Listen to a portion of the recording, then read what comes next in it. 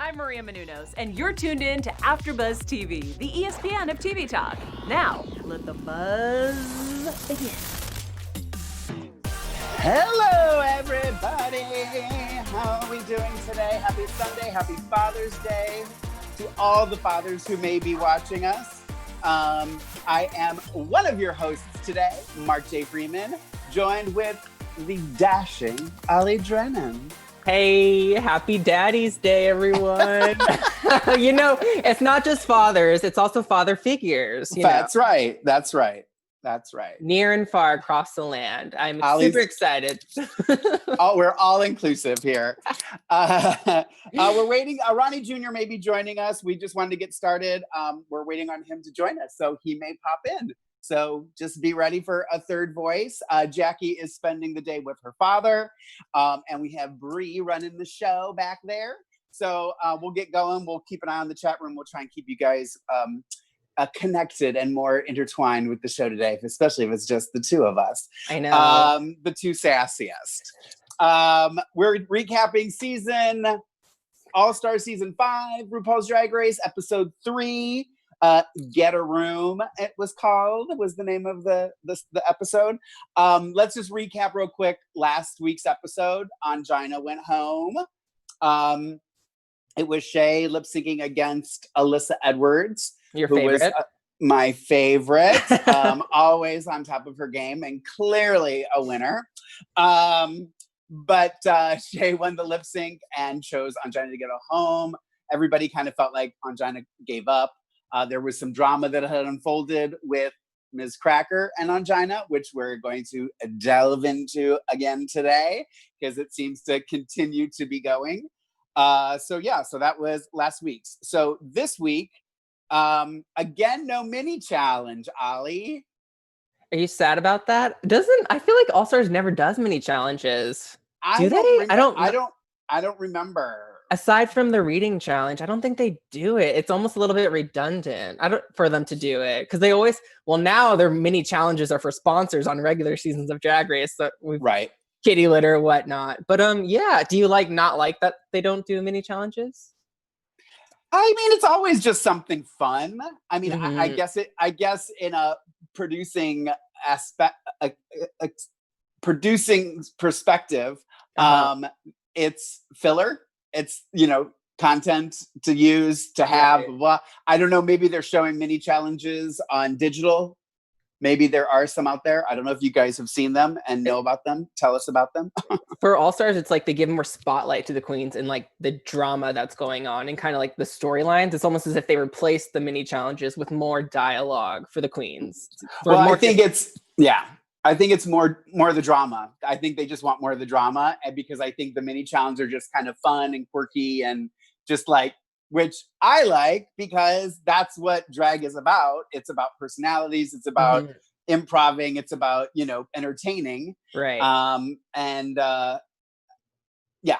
I will say that I kind of wish maybe there were more mini challenges for All Stars because in this episode, which we'll talk about, when they kind of paired everyone up, it was like randomly selected Blair and Mayhem. So that felt like kind of produced and not random. So I feel like having that fun little time of having that mini challenge, whatever it is, but also to kind of make it not as like forcefully like put into certain groups for whatever reason.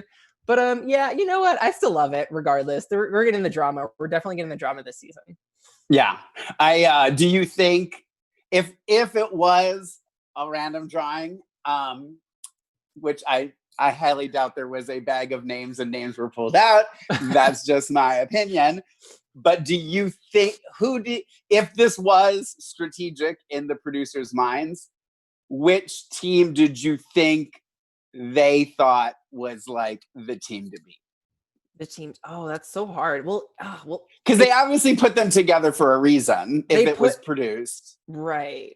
Because no one was like outstanding in this episode other than Jujubee. And I always say that like I think the people who have the advantage in these challenges are the people with the less amount of team members. So it's like Mayhem and Blair. And I personally didn't think they did amazing, but they were the most consistent, I think. But Juju just stood out because we already know Juju can has so much personality with her. She's so entertaining, such a great host, such a great entertainer in general.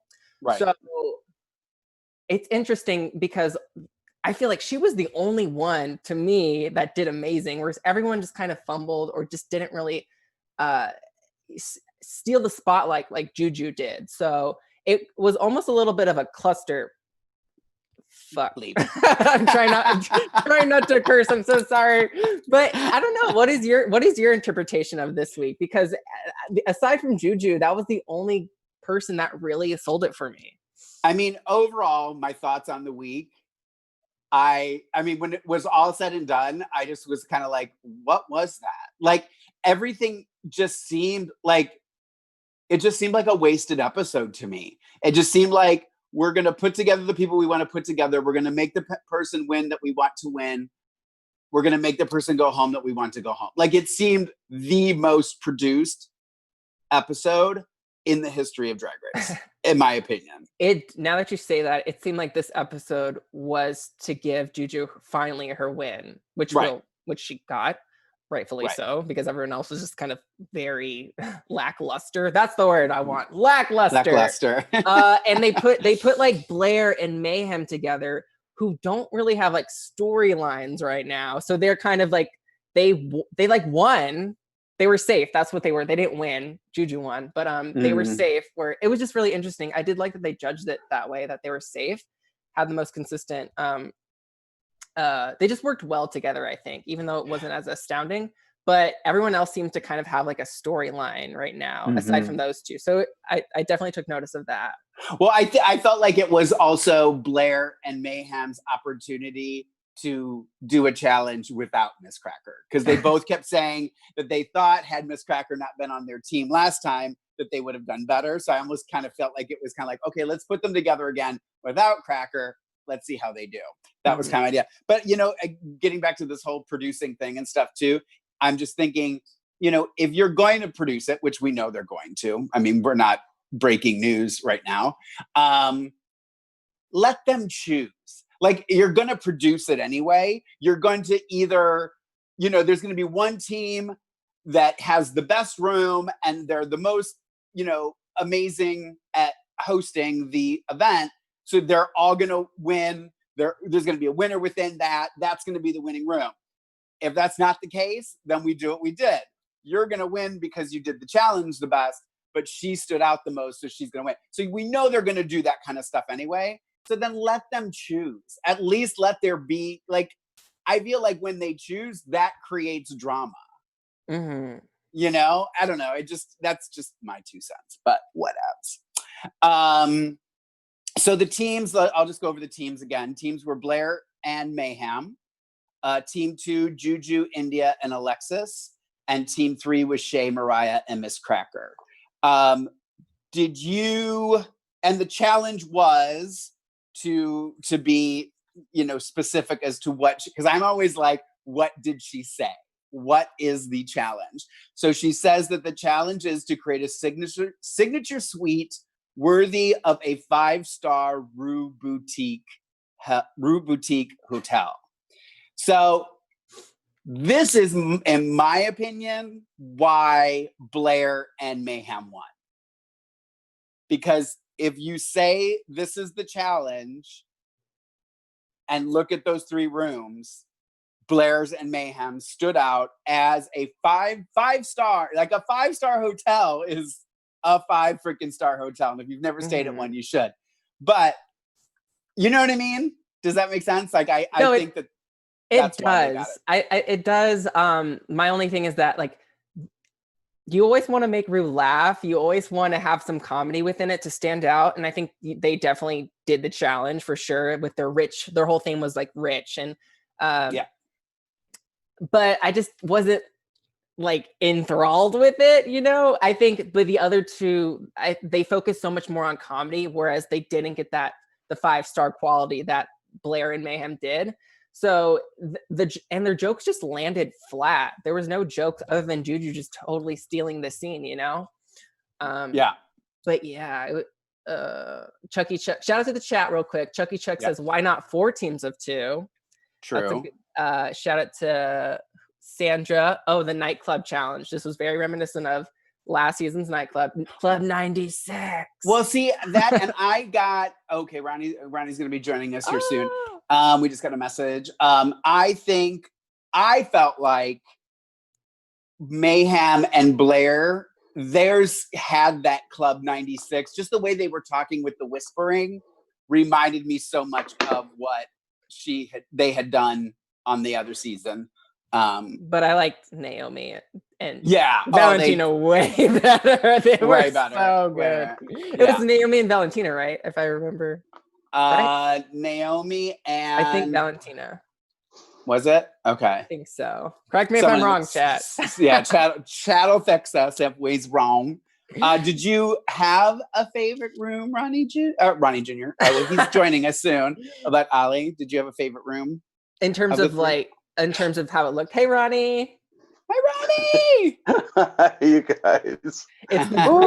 It's the brilliant and amazing Ronnie Jr. Yes. I know, yet I can't seem to work Zoom properly. I tried to sign on like 19 times. I get the fail. I'm sorry, guys. No, that's you're okay. Fine. It's okay. We just got a little started ahead of time. We're talking about the 3 rooms, and we were discussing which room we thought, if there was one of the 3 that stood out to each of us, which one was up? Oh, I think remarkably it had to be that Golden Girls. I mean, that while it fell short, it just plays on such a high percentage of people who love the TV show, itself, but then also cross over to loving RuPaul's Drag Race. So that's the one that seemed the most interesting. I feel like I judged it maybe even biasly a little bit, where even though it didn't hit as hard as I wanted, I just loved it because I liked the idea of it. I think they were, I do feel like they kind of set themselves up for failure. I mean, you have to think too, this is, and again, it's just me. I am a director, producer, actor at heart. This is what I've been doing my entire life. So I'm always looking at details and stuff. And you're trying to sell a room, but then telling people who died in the room. Do you know what I mean? You have to, if you're going to do it, you have to do it in a positive, uplifting way. I wish, even, and the whole thing with Shay saying, picture it, Sicily, 1923, all Shay had to do was say, in loving memory of my mother who's no longer with us, as she would say. Yeah. Well, no, and Dorothy would have said, Ma would always, because she's always said Ma. She'd always called her Ma. So little details like that, and I think going into a challenge like that, you have to have that expectation where you're saying, I know this is a higher caliber of this is a tougher challenge because, this is one of Ru's favorite shows. So they couldn't drop the ball, and they did. I did like the subtle details, like Shay using the background that she used as her runway, her official walk-in. Some of the stuff was cute. The sunset I thought was cute too. But I think Mariah, who I love, she didn't give me any B. Arthur, and Rosebud, which should have been 19 trillion jokes, just wasn't. So yeah. Ollie, did you have a favorite room? Sorry. Well, I think I don't even watch Golden Girls. I'm sorry. I've never seen Golden Girls. We've all watched it enough for you. Aesthetically, it's something that obviously the queer community just loves it. They grew up on it. I unfortunately haven't, but people just constantly tell me to. I was all about Three's Company, so it did give me a little bit of Three's Company vibe. Not just just how the room looked. I loved how they styled it, but I think with them, they were trying too hard to make the jokes land, that they were thinking too much and that they weren't able to make them funny enough, or they thought they were trying to go on that dry sense of humor. But yeah, I just didn't really connect with any of the rooms overall, honestly. I think visually, again, I read what I always say, Ronnie, I go back to what Ru says, what is the actual challenge? And she says, create a signature suite worthy of a 5-star Ru-tique hotel. So when I listen to that, I have to pick Blair and Mayhem, hands down. And I think that's where the other 2 teams lost it. I think they needed to do, the themes were fine. They just needed to be elevated to a 5-star Golden Girls would have been high end you know, that just something very, it had to look really high end. It has to look very lavish, and it looked like the show. And the show isn't 5-star. They're, you know, old grandmothers that live together. You know what I mean? Like, I just felt like it needed to be raised to another level, I guess. I agree. Was there I personally thought of something afterwards. That's the only reason I want to ask this question. Was there a theme that you guys were like, oh, they should have done this theme? Was there anything that popped into your head like this would have been a good theme for somebody to do? No, I guess I was fixated on Golden Girls being the win. I didn't think of anything. Ollie, did you think of something? I hadn't thought of anything offhand. The nerd in me wants to say something like cosplay. Wait, what? No. Cosplay. Video game, like some kind of video game, but I know that has like copyright issues, so it's not like they can do like Pokemon or Super Mario Brothers, but something just like a little bit more quirky, but still, I guess, still maintain that super 5-star rating that, you know, that Blair and Mayhem were able to achieve. Even though I think that's where the challenge was for this, was to create this elevated high-end room, but keep it fun too, and keep the jokes flying and stuff like that. I don't think, because I think you could come in and present the room and that's, you know, a 5-star and still present it in a funny, witty way, you know? So I don't think the theme necessarily needed to be funny, because I think had you taken Alexis and Juju and stuck them in the 24K room and had them give the tour, it would have been a very different tour. You know what I mean? Like, I just think it's really just testing personalities. And I think we can all agree that Juju and some of the others stood out more than others just because they're just naturals at what they do. I think that just showcases that it really takes like an all-star with a personality to win the competition. You know, you think of like Monet, Trinity, Trixie, Jada Essence Hall. Right. But for all-stars, you want your winner. Oh, all-stars. But like, you want your winner to have that like not over the top. I don't want to say like super extra. Like, you want them just to be memorable and to really like resonate with you. And that's why Juju won this challenge clearly, because she had just like a memorable performance. You want these performances to be memorable to the fans and to influence the fans and to just know that, oh yeah, Juju's here to freaking play the game for sure. So I wonder if the same problem we have keeps happening on a lot of the challenges, but specifically this one, when they know there's a Club 96 of yesteryear or of previous seasons that did so well on social media. Do some of the girls decide not to put all their energy and their intention into the actual room itself, but they try to come up with something that they know will catch virally and do really well? And I think that's been a frustration watching some of the, I must say, younger girls on the show, or anyone really. And that's kind of what my problem with this challenge was. They weren't fully thought out and fully flushed out, really. Well, no one went viral in this episode. I don't think so. What was I just going to say? I just completely lost. I was going to say, well, the theme, I was actually surprised that none of them thought to do a RuPaul's Drag Race All-Star themed room. That they were the part of the room that it was their, like, it was the Alexis Jujubee and India Farah room from RuPaul. You know what I mean? Like, I thought that would have been a really cool theme, like that they would have done that and presented as themselves. That was just that's cool. You know what? Have we already done something where they do a room of pop icons? That could have been fun too. That could be. Like Dollywood is Dolly Parton, correct? Right. So do something like that, and you could have done a play on one-hit wonders. Like, you could have done like, well, these are 80s gals, but like Taylor Dane, Brenda K. Starr, and then you could have done like Seduction, as if Michelle Visage was this. Who is this lady? Whatever became of her? Like, that could have been really cool, and a callback to some of the older generation stuff. Exactly. Well, let's get into the runway. The judges for the runway: Michelle Ross, Nicole Byer was a guest judge, and Martin Lawrence Bullard, who I had to Google, and Ollie didn't know. Ollie didn't know either, so I know it's not just because I'm old. Did you know who he was, Ronnie Jr.? I think he might have been on a Bravo show, and that might be the only reason I know. But it might not even be the same guy. I'm not sure. Yeah. What did we think of Ru's look on the runway after my meltdown last week of her look? How did you think of this week's look?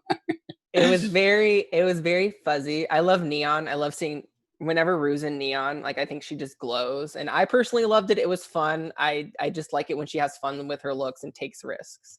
So yeah, I'm opposite of Ollie, but I agree with Ollie too. Like I don't like neon typically, but I think when Ru does it, it usually works because the way the neon works with the makeup is always really good. But I'm not a neon person unless it is Shea Coulee. It was very middle of the road for me. I thought it fit her weird. I like when it shows off her figure and her legs and stuff. That gets me every time when she does that. But I didn't hate it as much as I did last week's. Let's go through the Queen's runways. I will go in order as they appeared because I wrote them down as they appeared. Blair St. Clair was first.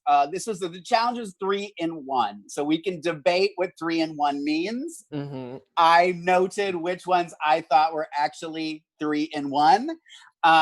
So we can have that debate. But Blair did a 50s, 60s, and 70s. So her first look was a 50s look. Revealed a 60s look and then revealed a 70s look. Questions, comments, concerns?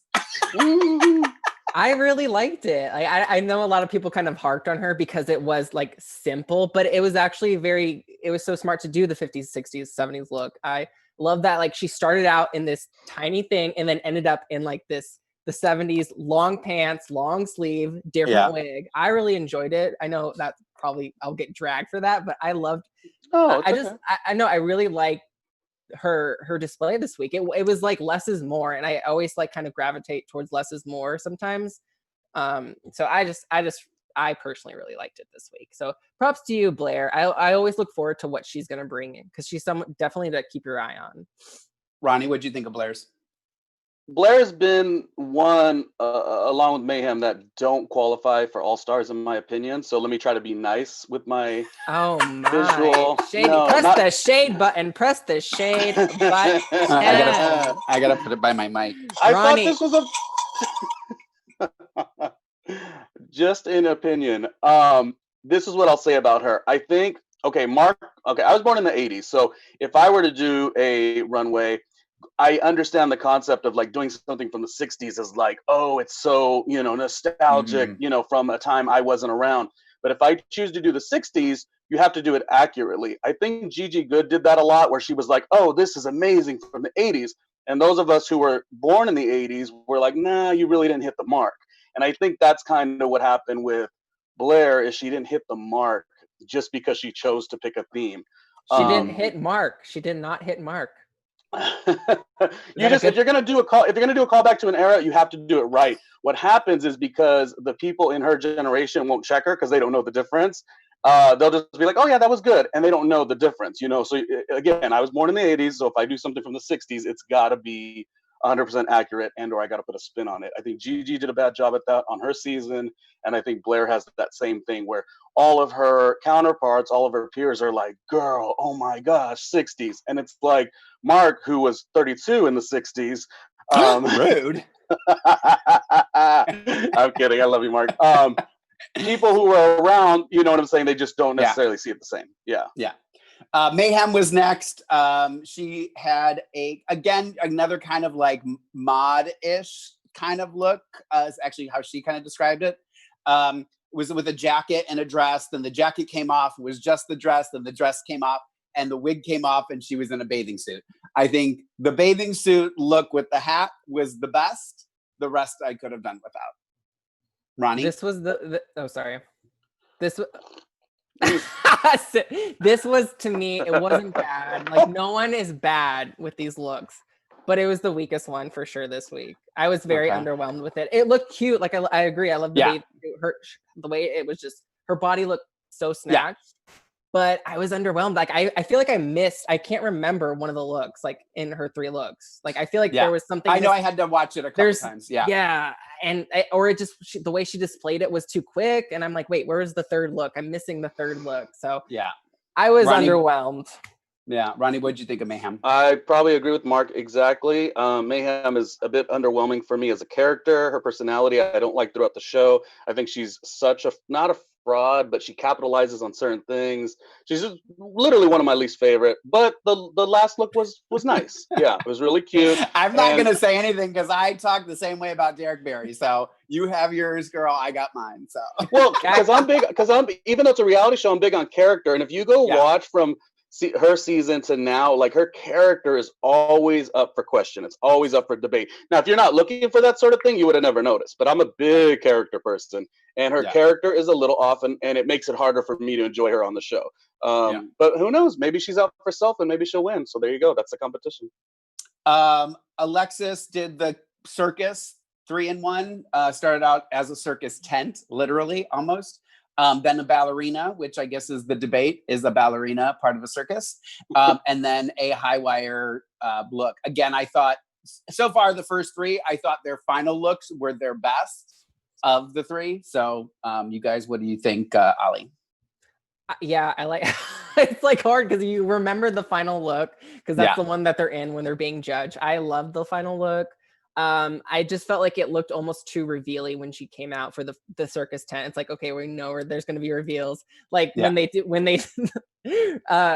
do their final at the finale lip sync, you see them in their giant robes and garbs. You're like, oh, okay, here comes all the reveals. I love that she had a concept of having the circus themed within it because I just love that concept of just being in a circus. But I just didn't. Aside from her last look, I didn't like them because they just looked too revealy. You were expecting the reveals, and they were distinct. They were completely different, all three of them. But you just were expecting the reveals where they weren't as organically.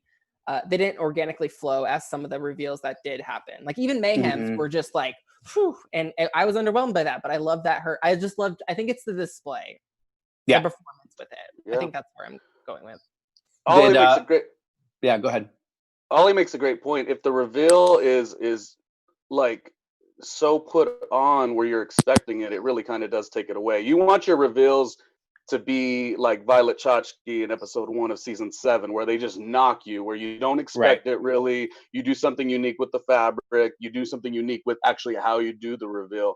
And I think furthermore, I don't know if this is a group decision here, but I don't think the fans really want a 3-in-1 anymore. Like that's a hard challenge to watch. Like even taking notes for it, it's just too much. It's too much to digest. If you're going to do that, I think we need more time. Like they have the exact same runway time per cast member with 3 looks. And I think if you're going to do a 3, give us a little bit more time, which would be fun because you'd get more from the queen and the VO and more from the judges and their little jokes. So that would be my only challenge.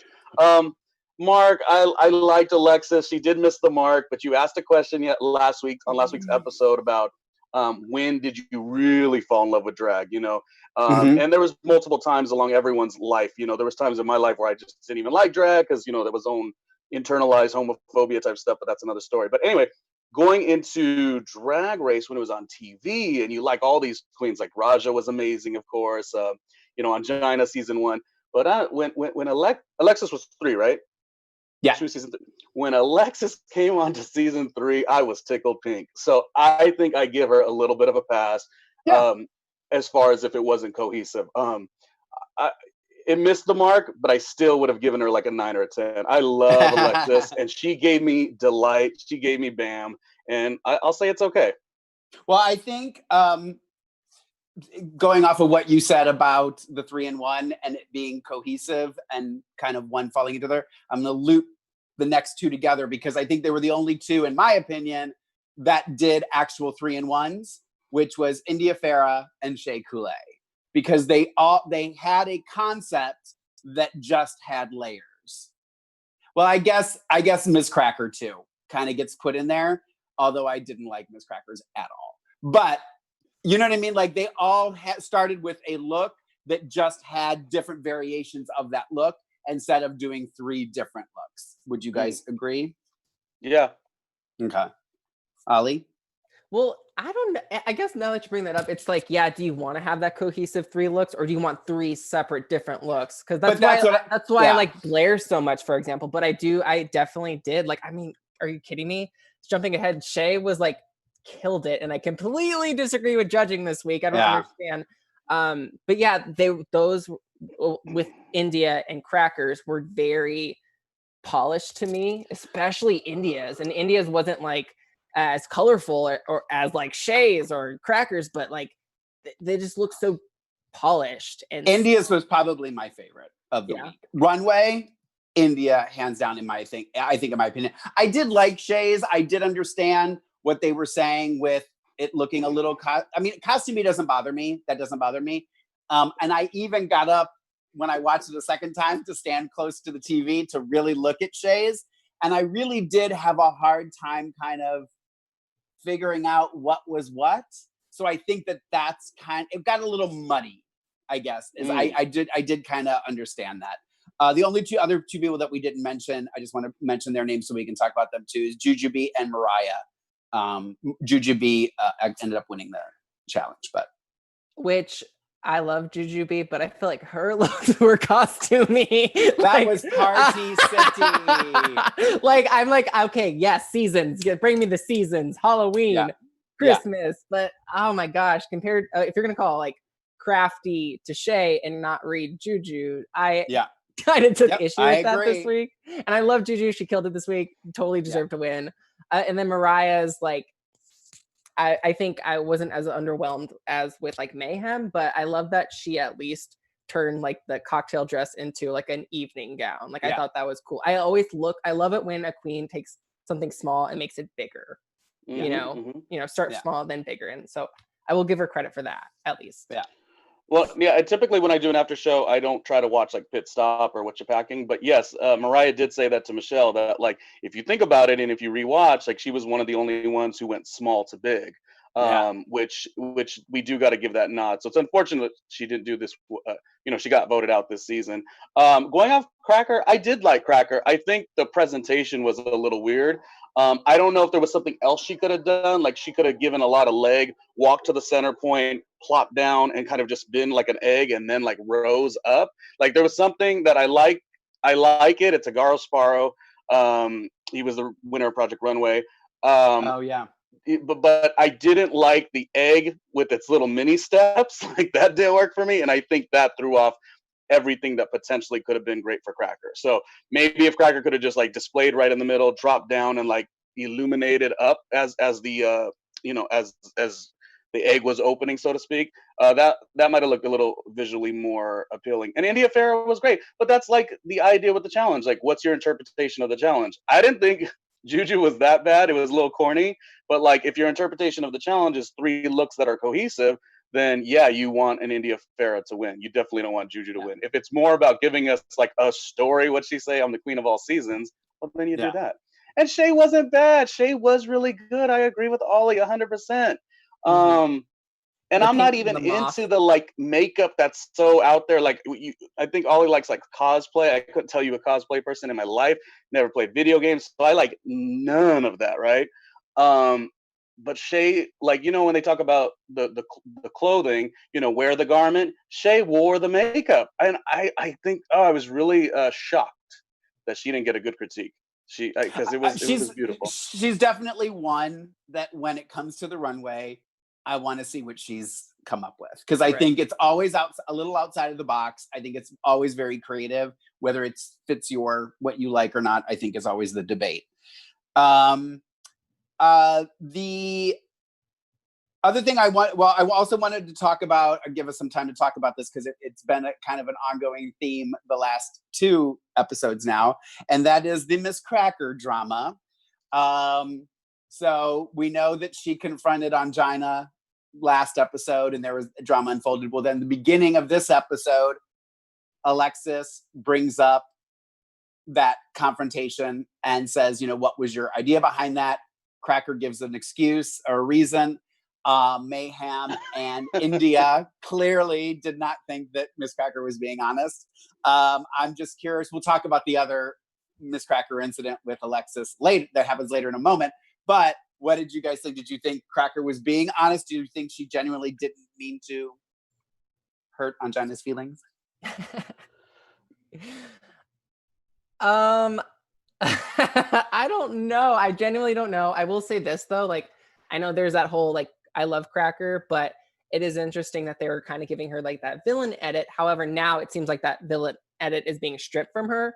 And so I feel like what the show needs to do moving forward is to protect its like queens. Like it's okay, you're gonna like protect Cracker from the fans attacking her, but like when you have a queen of color from past seasons such as Jasmine Masters, Kennedy Davenport, you know, queens that are just getting even Britta Filter this season, like ripped to shreds, death threats. Like I feel like the show just needs to take accountability and protect its queens with some of the editing. And like let's have a villain that's redeemable. Like if you're gonna edit them like so bad, like make them protect them. Like I don't know. I just that's my personal opinion because they're clearly protecting Cracker at this point from my perspective of how this episode unfolded. Because now this week the fans were targeting Alexis, and she does not deserve that. Like Alexis is such an OG from Drag Race. And so it really broke my heart to see her like post things about like all the things that were negative and all the harsh criticism that she was getting from the fandom. And so obviously I'm always such a huge advocate to like, do not send, you shouldn't have social media if you're going to send death threats or hate to these queens. Like you're not a true fan of Drag Race if you do that to these, right? Because they're just here to entertain us and show their art. So it just upsets me. And I have lots of feelings towards kind of like how the fandom is with its queens. Agreed. And I don't know if they need to do like a slate as they did with the SP situation, but maybe even a slate every episode before or after, and just maybe after. You know, you don't want to like disarm the people or arm the people right as the show's starting. Let it be fun, let it be playful. But as the show materializes and you go into Untucked, throw a little slate up there. Like give a perspective. Like just if that knocks down 30% of the people who were going to be a little wild, that would be doing its justice. Now, what do I think about it? I think there's this weird thing going on because last season, which season 12 was my least favorite season by far, actually. There's this weird thing where if you're remotely confident or aggressive or opinionated, you're turned into this really, really rotten person. Like somebody had mentioned, and I know, I think it was Bob or Peppermint. I don't know who it was. It was one of those recap shows where they're like, wow, it's so interesting and unfair because Britta is adored in New York, sweet as can be, and yet she turned into more of a villain this season, talking about 12, than SP. Now that, if you think about it, is so crazy. So I have an interesting soft spot with Cracker because A, I love her, and B, you know, having spent 7 years in New York City, folks of all walks of life from New York are about their business. They're fast, they're raw, they don't cut corners in regards to how they communicate. And so it really does bother me where in reality, seasons ago, you'd have other New York queens that would be, you know, really raw and abrasive and down to win this game. And it was a championship quality. Now that quality, based on Britta, based on what's happening with Cracker, is turning into like them being demonized. And I don't like it. And I know that there's something happening different with Drag Race because one of the last, was it Rusicals? I think on season 12 was losers are winners. So we're trying to like equal everything, which is cute. I like that. That's fair and nice. But at the same time, now you're making the confident queens look really bad. And I don't like that. I think it's great that Alexis has something to say, but I think it was great that Cracker had something to say. I think they should both be able to talk that way without any of them being crazy, you know, or looking crazy. And I do think, again, we've talked about this many times. A lot of it is the, you know, Miz Cracker can say something and what music is played underneath it and what music, you know, is played after it to give the audience the notion, oh, this was a bad thing. So it's interesting to see when I feel like when Alexis says something, it's always the dun, dun, dun, you know, made to seem like she's attacking, made to seem to be mean. But when Miz Cracker does it, it's like this light aerial music, like, oh, poor, woe is her. You know, whereas they're both being, I mean, let's be honest. I mean, everybody, I mean, I've sat in dressing rooms for years and years and years and years and years with drag queens. We all have attitude. We all call each other out on things. What you see is very common. It's just we don't have that produced soundtrack over everything, amplifying it and creating the anger. Because if this was just them doing this competition, we see that competition, whatever, and there's no soundtrack behind it, these girls wouldn't probably even think twice about the things that are being said to each other because of how it's played up. So I do think a lot of the responsibility is on the producers. And if they do want to, they need to stop. They need to stop villainizing these people, these girls, for having their opinions. Because I personally, in my opinion, I'm seeing, I don't know Miz Cracker well. I know Alexis a little bit better, and Alexis is one of the sweetest, kindest, nicest human beings. But I'm about this, me and Alexis are around the same age too. So we have a very similar attitude about drag. So I think I relate to her. I understand where she's coming from. It doesn't seem hurtful to me. She's just going, hey girl, we're on the show. You're talking about people you like working with. You're not mentioning me. I'm going to ask you about it. It's good TV. But when Miz Cracker does it, it's a whole nother story. And just like, honestly, I think Alexis was asking a genuine question. Yeah, I think so too. Because also take what happened last episode when she came for Angina, so I feel like Alexis is asking a genuine question of like, oh, is this going to be mind games? Is she didn't say my name? Like what's the deal? And so maybe there is level of paranoia, it's a high pressure competition. So it's like, it's not deserving of sending her so much hate. It was a genuine question. And I feel like it was squashed. I get what you got. Sorry, I missed the mark earlier, Mark, what you were saying. Yeah, I missed the mark. I thought you were talking about more the way certain things are, but you're saying it's the Alyssa Edwards of it all. Alyssa Edwards could read somebody and it's so cute and cozy, and that's not fair. And I think going off a little bit of what I was saying was, if you're trying to make a everyone say loves show, I don't think it's everyone say love show if you still make Cracker read somebody quirky and Alexis read somebody as more of a demonic instrumental. So for those who say, well, they can't edit you if they don't give you anything, I'm here to say I've seen edits. Yes, they can. They can cut off things. They can build things out of context. I'm not saying the show's fake, but that worries me. I'm glad you. No, Mark's the best. It's going to be an ongoing, I think, conversation unless they drastically change things, unfortunately. With that being said, I like the season, I like the cast, and hopefully we can move forward and get a little bit more cohesive. I hope so too. I will just talk about it. We won't discuss it, but I just wanted to mention that I guess the mirror moment was kind of in the Untucked, when Juju talks about her drinking and drugs, and Mayhem opens up about thinking that she may drink too much. I think it's a legitimate thing. I'm glad that they did talk about it. Again, I feel like the show could so much be used as a helpful tool than to bring everybody down and make everybody seem so villainous, because I think that was a great moment for them. Yeah, and just keep watching Untucked. Like, don't stop when the show ends. Like, Untucked is where it does help redeem and showcase their stories. Like, I'm glad Mayhem's getting that story show, because I had no clue that she was going through that.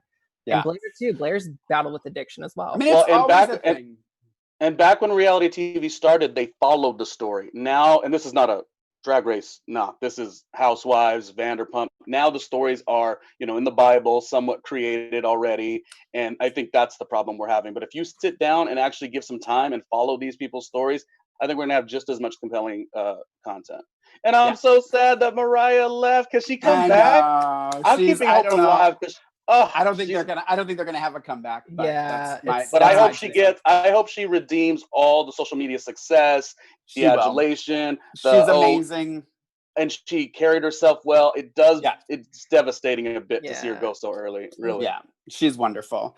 Well, I think we're out of time already. No. I can't believe it. I know. But I want to say real quick, as we're signing off, and tell everybody where they can find everybody. I do want to tell everybody, if you're online and you're not doing anything for the next hour or two, that Nina West is doing a live digital show on YouTube and her Twitch. So her YouTube is Nina West Official, and her Twitch is Real Nina West. And it's a show tunes. They used to do, the bar I worked at in Ohio, do a show tune Sundays. And it's their show tune show. And they're doing it with Industry Bar New York City. So they're Ronnie Jr. You might know some of the girls that are going to be on the panel. I've been there. It's starting at 5:00. Well, now it's starting right now. Drag Queens, you probably got 5 more minutes or 10 more minutes. But if you want to go check that out, I told her I would promote it for her.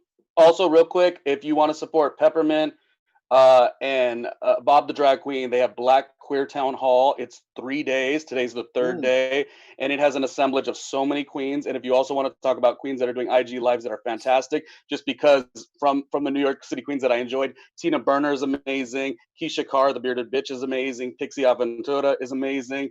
Jasmine Rice LaBeija is amazing. So just I want to throw out some of these names. Sure. Keep watching them and showing support. Yeah.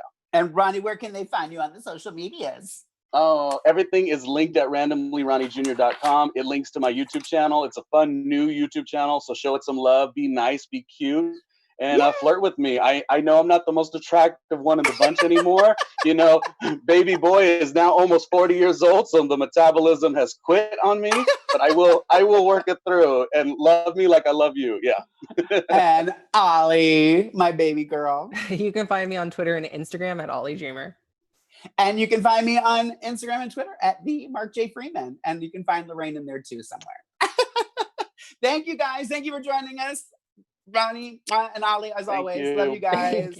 Have a good Sunday. Go kiss your daddies. Our founder, Keven Undergaro, and me, Maria Menounos, would like to thank you for tuning in to AfterBuzz TV. Remember, we're not just the first, we're the biggest in the world, and we're the only destination for all your favorite TV shows. Whatever you crave, we've got it. So go to AfterBuzzTV.com and check out our lineup. Buzz you later. The views expressed herein are those of the hosts only and do not necessarily reflect the views of AfterBuzz TV or its owners or principals.